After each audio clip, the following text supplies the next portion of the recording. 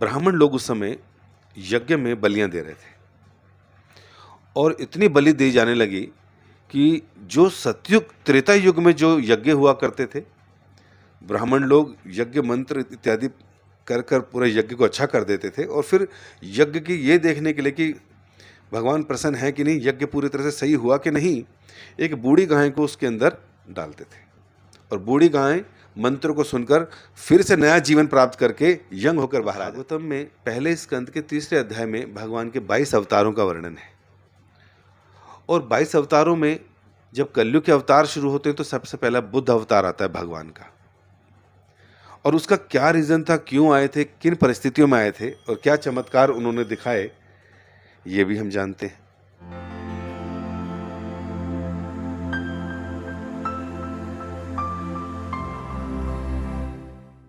नमस्कार, आप देख रहे हैं एनबी न्यूज़ 24x7 नीलम बोध के साथ। और आज है हम रोहिणी सेक्टर 25 के इस्कॉन टेम्पल में, जहां पर मेरे साथ में केशव मुरारी प्रभु जी हैं। उन्हीं से चर्चा करूंगी एक बहुत ही महत्वपूर्ण मुद्दे को लेकर जो आजकल सुर्खियों में बना हुआ है। जी हाँ, मैं बात कर रही हूँ ज्ञानव्यापी मस्जिद को लेकर। जिस तरह से हम देख रहे हैं ज्ञानव्यापी मस्जिद पर कहीं ना कहीं बहुत बड़ा बवाल आज पूरे देश में मचा हुआ है, यहाँ तक कि आज सुप्रीम कोर्ट तक भी उसमें इंक्लूड हो गया है। तो इसी विषय पर चर्चा करने के लिए आज मेरे साथ में गुरु जी है, उनसे जानना चाहूँगी गुरु जी इस मुद्दे को किस तरह से देख रहे हैं आप?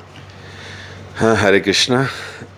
देखिए जी, ज्ञानव्यापी मंदिर और मस्जिद का जो कंट्रोवर्सी है ये बहुत पुरानी है और हम सब जानते हैं कि भारत संस्कृति और संस्कारों का देश रहा और मंदिर काफ़ी अरसे से वहाँ पर थे और जब बाहर से आक्रांता आए उन्होंने काफ़ी नष्ट किए, भ्रष्ट किए और उसके बाद वहाँ पर मस्जिदें बनाई। हम सब जानते हैं और हम नहीं, ये तो मुस्लिम समाज भी जानता है, क्योंकि जो लोग वहाँ पर रोज़ नमाज भी अदा करते होंगे वो भी देखते होंगे, जब ऊपर देखते होंगे तो उनको वो साइन दिखाई देते होंगे, लेफ़्ट या राइट देखते होंगे तो उनको वो चिन्ह दिखते होंगे और माथा टेकते होंगे तो भी उनको लगता होगा कि हम क्या कर रहे हैं।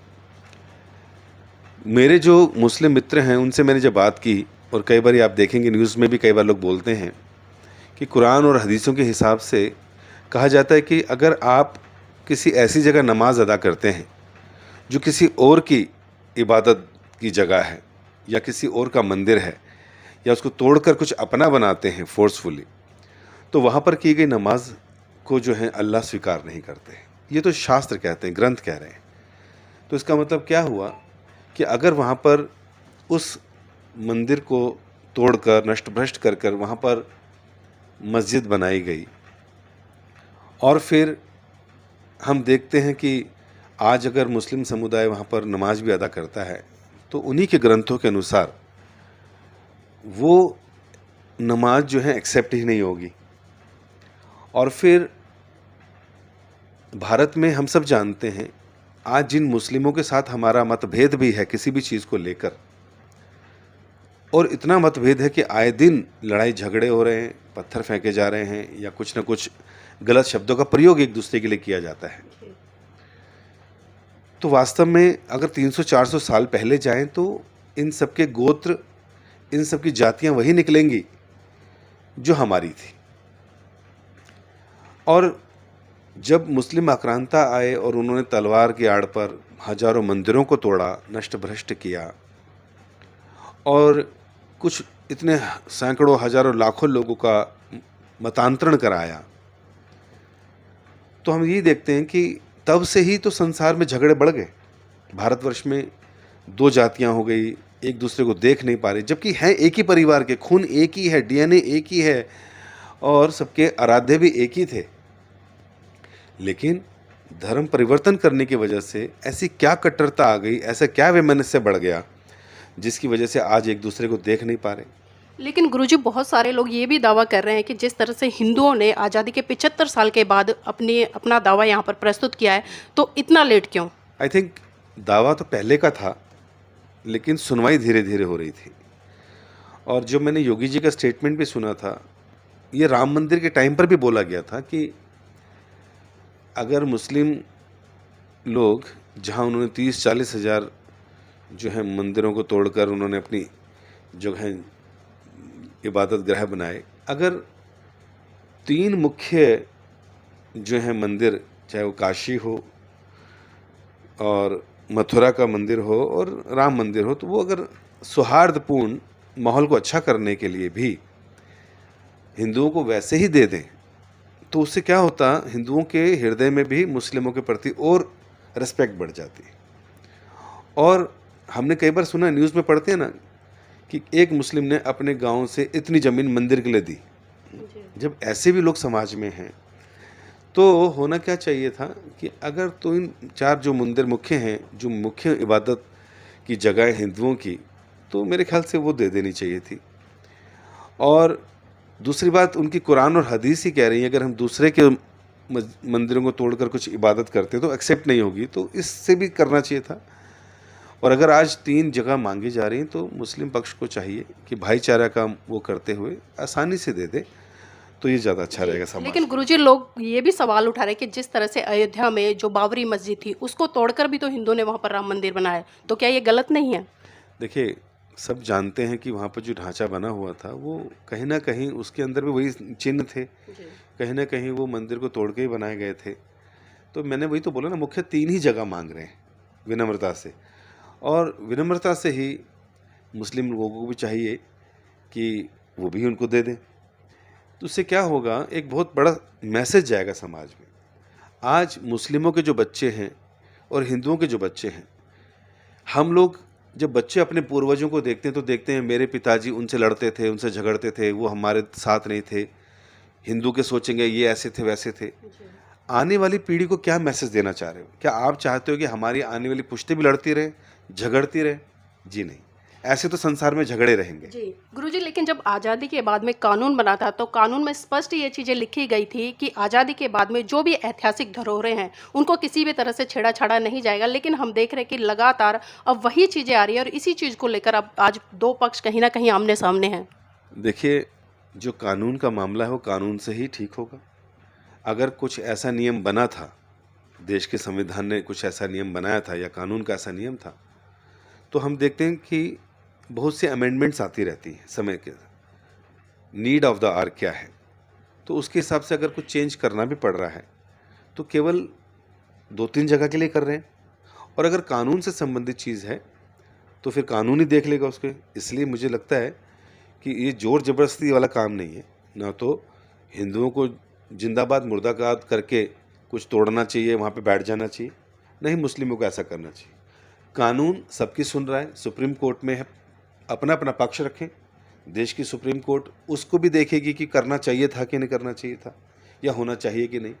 तो जिसके भी पक्ष में आएगा तो उसको स्वीकार कर लेना चाहिए, मुझे तो ये लगता है। जी गुरुजी, एक चीज़ और जानना चाहूँ, क्योंकि ये तो अभी 2 पक्षों की बात रही, लेकिन अभी हम देख रहे हैं कि तीसरा पक्ष भी इसमें निकल आया। जिस तरह से बौद्ध लोग हैं, अभी स्वामी प्रसाद मौर्य की जो स्टेटमेंट आई है कि अगर बात खुदाई की ही चल रही है कि यहाँ पर मंदिर था तो मंदिर से पहले भी खुदाई करा लेनी चाहिए, यहाँ पर बौद्ध विहार था। उनका ये दावा है कि यहाँ पर मंदिर के बाद भी खुदाई होनी चाहिए। देखिए, जब कई बारी राजनीति बीच में आती है ना, तो वो भी एक बहुत बड़ा कारण बढ़ता है वैमनस्य का। जी अगर जिनका आपने नाम लिया मौर्य जी का, वो कह रहे हैं कि और खुदाई करेंगे तो शायद कुछ बुद्ध के प्रतीक निकलेंगे, तो फिर वो होना चाहिए। देखिए, भारत देश ना विविधताओं का देश है। आप श्रीमद् भागवतम ग्रंथ उठाएंगे तो भागवतम में पहले स्कंद के 3रे अध्याय में भगवान के 22 अवतारों का वर्णन है। और 22 अवतारों में जब कलयुग के अवतार शुरू होते हैं तो सबसे पहला बुद्ध अवतार आता है भगवान का। और उसका क्या रीज़न था, क्यों आए थे, किन परिस्थितियों में आए थे और क्या चमत्कार उन्होंने दिखाए, ये भी हम जानते हैं।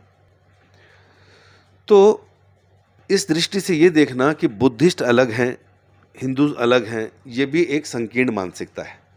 लोग इसको पॉलिटिकल यूज़ करते हैं और इसलिए उनको ये नहीं समझ आता कि एक ही के अवतार हैं, अलग अलग परिस्थितियों में अलग समय पर अलग अलग क्वालिफिकेशन के लोगों को धर्म समझाने के लिए भगवान अवतार लेते हैं।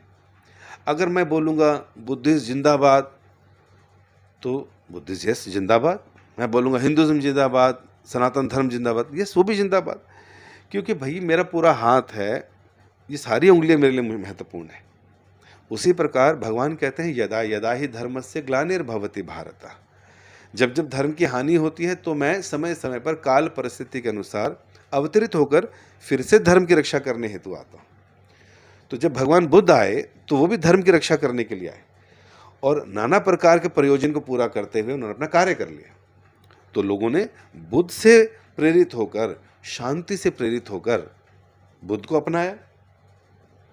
लेकिन अगर मैं बोलूं बुद्धिज्म अलग है, ये अलग है, नहीं नहीं, सिद्धांत में, ज्ञान में थोड़े बहुत डिफरेंसेस हो सकते हैं, लेकिन ये सोचना कि ये कम्युनिटी अलग है, तो फिर राजनीतिक लोग क्योंकि रोटियां सेकने लग जाएंगी। तू छोटा मैं बड़ा तू छोटा, लड़ाई करेंगे फिर। तो ये इस प्रकार की स्टेटमेंट्स लोगों को भ्रमित करने के लिए होती हैं।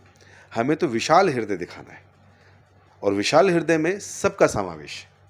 इसलिए कोई अगर ऐसा सोचता है, देखिए हमारा क्या मतलब है, आप अगर बुद्धिज़्म और हिंदुज़्म दोनों एक ही तो हैं, तो कल को अगर उनका भी मिलता है, कुछ ऐसा भी होता है, तो आइए ना, सबका समावेश है, आप भी आइए, आप भी दर्शन कीजिए, एक बुद्ध की प्रतिमा भी लगा देंगे, क्या दिक्कत है, ताकि सब लोगों को ब्रॉड माइंडेड होकर अपने आराध्य की सेवा करने का मौका मिले। ये हमारा विचार है पर्सनल, ऐसा नहीं कि हम लोग इसको जो है ये कहने लगे जी इस्कॉन का पूरा विचार है, ये मेरा पर्सनल विचार है कि ऐसा भी किया जा सकता है। जी गुरुजी, ये भी जानना चाहूँ क्योंकि जिस तरह से भारत का संविधान बात करता है वी द पीपल, हम सब भारतीय हैं, लेकिन आज हम देख रहे हैं कि भारतीयता को हम भुलाकर कहीं ना कहीं धर्म, क्षेत्र, भाषा, जाति में बंटकर देश में बहुत ही मतलब एक तरह से सांप्रदायिकता का माहौल खड़ा कर रहे हैं। तो क्या लगता है क्या होना चाहिए आपके दृष्टिकोण से ताकि देश में एक भाईचारा बने रहे? देखिए, भाईचारा धर्म ही ला सकता है।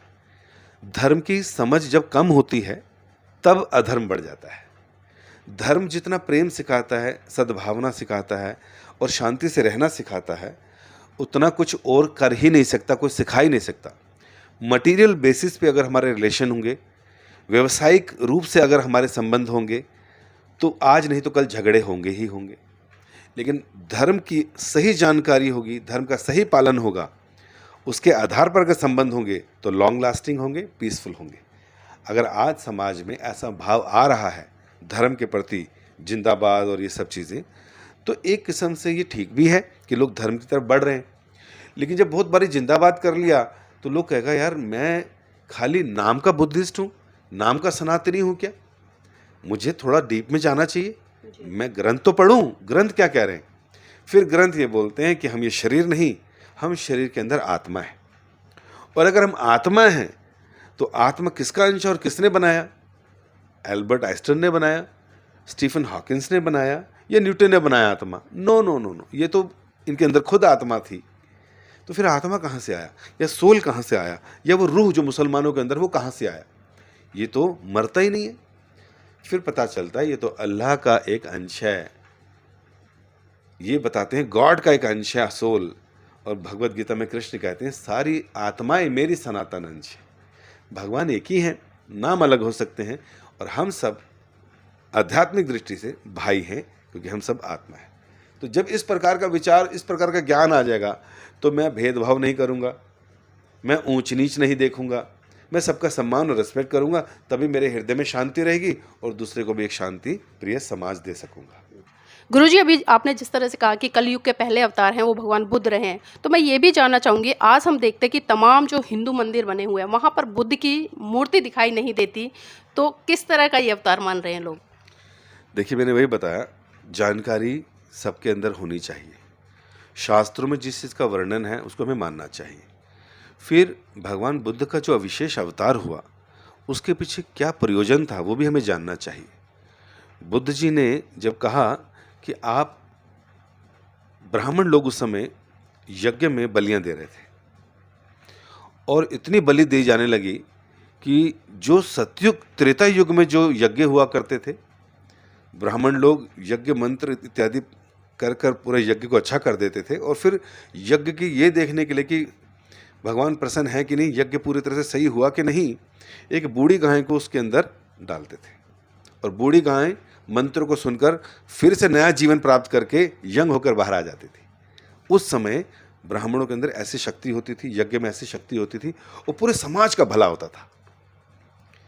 लेकिन जब ये त्रेता के द्वापर युग आया तो विधि बदल गई, अर्चन होने लगे, बड़े बड़े विग्रह बनाने लगे। तो आप देखेंगे बेईमान में भी बहुत बड़ी बुद्ध की मूर्ति थी, तोड़ दी गई, है ना। तो उस समय ऐसे लोग करते थे। तो क्या हुआ, अर्चनम विधि खत्म हुई तो कलयुग आ गया। अब कलयुग क्या था कि कलयुग में तो विधि कुछ और देनी थी, भगवान ने कहा मैं अवतरित होता हूँ। लेकिन हुआ क्या, उस समय समाज में जब ब्राह्मण लोग इस प्रकार दुरुपयोग कर रहे थे विधि का और यज्ञ में आहुतियाँ डाल रहे थे, जीवों को डाल रहे थे, तो उस समय भगवान बुद्ध का अवतार हुआ। और भगवान बुद्ध ने उस समय जो चाहिए था वो किया। क्या किया? उन ब्राह्मणों की रक्षा की। कैसे?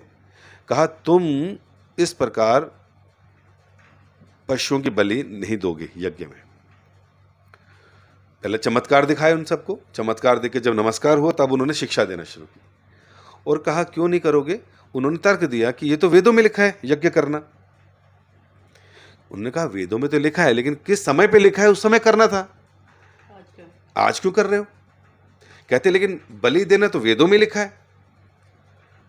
उन्होंने कहा बलि का एक प्रयोजन होता था यज्ञ को चेक करने के लिए, और बूढ़ी डालकर नहीं निकाल लेते थे, ऐसी शक्ति होती थी।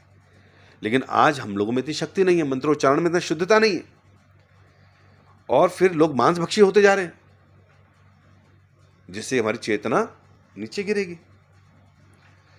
तो उन्होंने कहा क्या करो, वेदों को मत मानो। जिन वेदों ने तुम्हें ये कहा कि यज्ञ करो ऐसा, तुम वेदों मत मानो और बलियां मत दो। अहिंसा परमो धर्म, अहिंसा को ही परम धर्म मानो, क्योंकि इतनी हिंसा हो रही थी उस समय। अब अहिंसा मतलब नॉन वायलेंस, ये परम धर्म किसके लिए था? उस समय उन लोगों के लिए जो हिंसा कर रहे थे। इसका मतलब क्या हुआ? वैसे तो अहिंसा परम धर्म हो नहीं सकता, क्योंकि ये तो एक अच्छे भक्त की एक क्वालिटी है। ह्यूमिलिटी, हम्बलनेस, टॉलरेंस, बहुत सी क्वालिटी है, उसमें एक नॉन वायलेंस भी है। तो उसके अंदर बहुत सारे गुण होते हैं। परम धर्म ये नहीं हो सकता खाली। अगर परम धर्म केवल नॉन वायलेंस होता, ये तो किन के लिए था? उस समय के लोगों के लिए जो हिंसा कर रहे थे। और उन्होंने कहा शून्यवाद, एवरीथिंग बिकम्स जीरो। मरने के बाद तुम पुनर्जन्म ये सब भूल जाओ, सब जीरो हो जाता है। ऐसी शिक्षा देनी पड़ी उस समय जो मूलतः अधिकांश लोग थे जो पथ भ्रमित हो रहे थे उनके लिए। लेकिन उस समय इतने लोगों को बुद्ध ने शांत बना दिया, सुशिक्षित बना दिया कि सब लोग अहिंसा अहिंसा अहिंसा करने लगे। किसकी रक्षा की? उनसे गायों की रक्षा की, वैदिक मंत्रों की रक्षा की, उन ब्राह्मणों की रक्षा की, और अहिंसा का धर्म सिखाकर दुनिया को ये सिखाया कि हमें हिंसक नहीं होना चाहिए, अहिंसक होना चाहिए। तो कितने बड़े समाज को शिक्षा देकर बुद्ध ने ये काम करवा दिया। फिर और परफॉर्मर्स भी आए, रिफॉर्मर्स, जैसे शंकराचार्य जी आए। उन्होंने फिर देखा जब सब शून्यवादी बनते जा रहे हैं, इससे आगे भी तो बढ़ाना है लोगों को, क्योंकि अगर हमने खाली ये बोल दिया कि अहिंसा ही अहिंसक रहो, तो फिर गति किससे मिलेगी, आगे कैसे बढ़ेगा व्यक्ति? तब उन्होंने कहा हम और भगवान एक हैं, हम जिस चीज़ के बने भगवान भी उस चीज़ के बने। तो इस तरह से शून्य के बाद एक का ज्ञान दिया कि एक है कोई जो सारा सब कुछ चला रहा है। ये सारी भगवान की योजनाओं से होता है।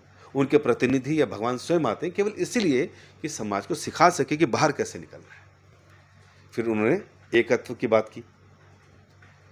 उसके बाद फिर और रिफॉर्मर्स आए, जैसे वल्लभाचार्य जी आए, रामानुजाचार्य जी आए। इन्होंने कहा द्वैतवाद एक नहीं है, दो है। दो मतलब भगवान भी एग्जिस्ट करते हैं और हम भी एग्जिस्ट करते हैं, हम ये दो हैं। तो इस तरह से हम उनके दास हैं, वो परम भगवान है। ये दो की शिक्षा दी।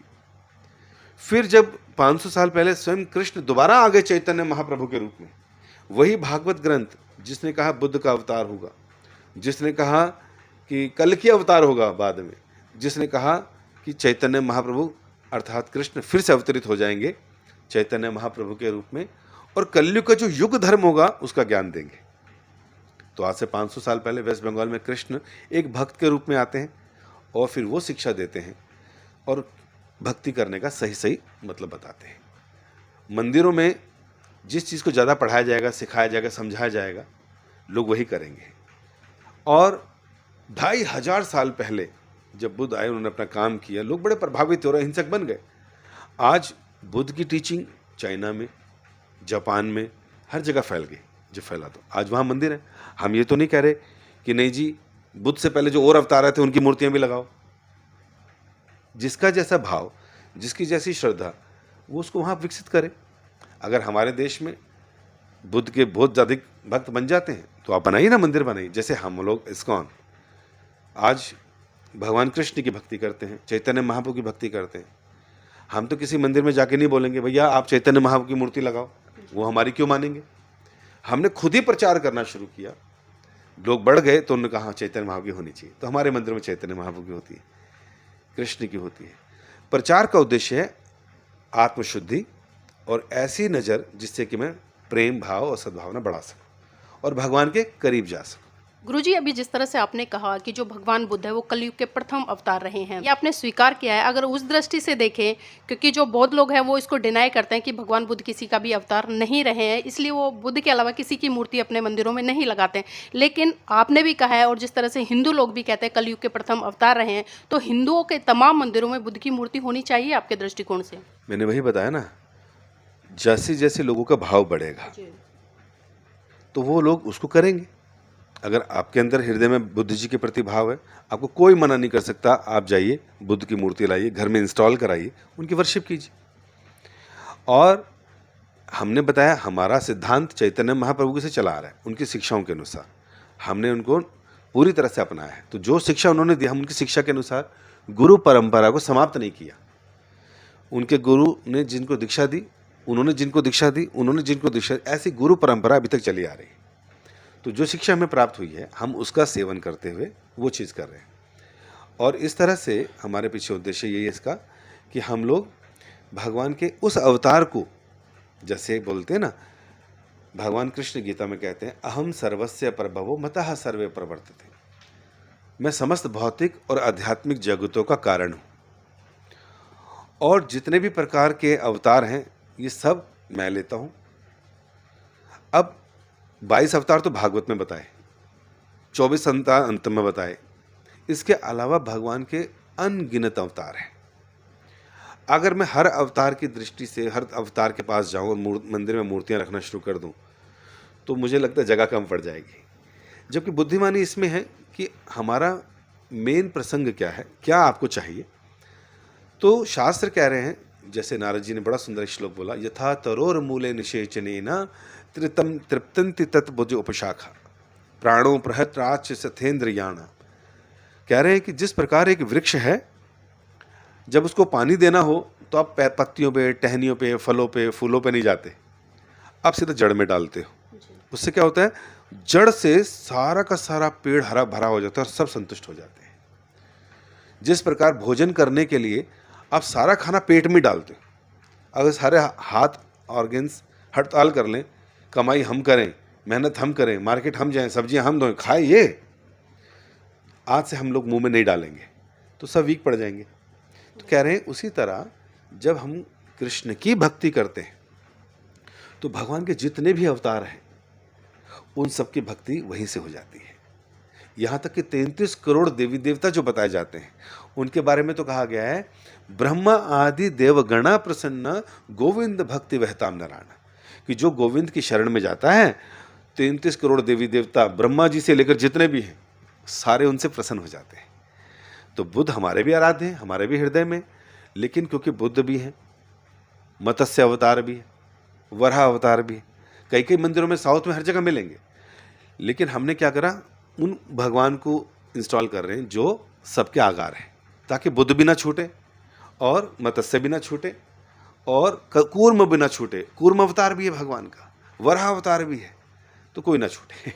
तो इस तरह से हमारा गुरुजी, जिस तरह से वाल्मीकि रामायण है गीता प्रेस के द्वारा प्रसारित की गई है, उसमें साफ साफ जो बुद्ध है, बुद्ध को चोर बताया गया है और उनको नास्तिक कहा गया है। तो क्या यही कारण है कि बुद्ध की मूर्तियां हिंदू लोग अपने मंदिरों में नहीं रखते हैं?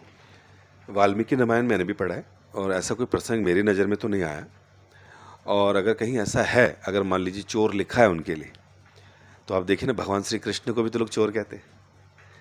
कहने का क्या मतलब है, अगर मान लीजिए कहीं पर कोई ऐसा शब्द आ गया तो हमें गुरुजन साधु की शरण में जाना चाहिए, उनकी दृष्टि से पूछना चाहिए कि सर यहाँ पर ये शब्द आया है, इससे हम क्या समझें।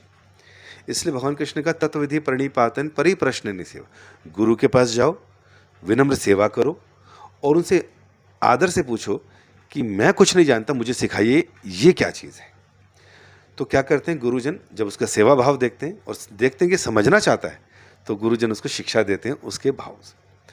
फिर अगर कहीं पर ऐसा लिखा है, पहली बात तो मैं इसको डिनाई करता हूँ कि ऐसा कहीं लिखा होगा, और अगर ऐसा लिखा है तो उसको मतलब समझना चाहिए कि जिसने हजारों नहीं लाखों लोगों का चित्त चुरा लिया हिंसा से अहिंसक बनाकर, तो ऐसे व्यक्ति को चोर कहने में कोई दिक्कत नहीं। जिस व्यक्ति ने सब लोगों का हृदय चुराया, सबके पाप और सबके सिंफुल चीज़ें चुरा ली, अगर ऐसे बुद्ध को कोई चोर कह रहा है तो कोई दिक्कत नहीं है। ऐसे कृष्ण को कोई चोर कह रहा है तो ये पूजनीय शब्द बन जाता है।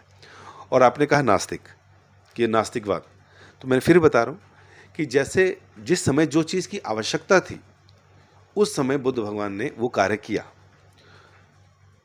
और अगर मान लीजिए उनकी शिक्षा से या उनकी चीज़ों से कुछ लोगों को उस स्तर पर लाना था जो गलत काम कर रहे थे, किसी का पाप करके नरक जाना, गाय की हत्या कर कर उतने जन्म लेना जितने उसके शरीर पे बाल हैं, इस पीड़ा से बचाने के लिए अगर कोई किसी को ऐसा ज्ञान दे दे जिससे कि वो छोड़कर कम से कम उस स्तर पर आ जाए जिससे कि उसका नुकसान ना हो, उसकी आत्मा का नुकसान ना हो, तो मेरे ख्याल से ये एक अपलिफ्टमेंट है। अगर वहाँ पर उसको, अच्छा नास्तिकवाद जो शब्द है हो सकता है वो लोग इस्तेमाल करते हैं, जैसे जिसने 100 तक गिनती जान ली और किसी ने 10 तक जानी, तो 10 तक वाले को बोलेगा ये तो अनपढ़ है यार, 10 तक ही आती है इसको। लेकिन जिसको 10 तक सिखाई 0 से, वो तो बहुत अच्छी है ना।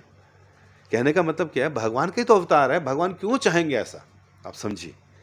हमको भक्तों की नज़र से समझना पड़ेगा, कुछ भी गलत नहीं लगेगा।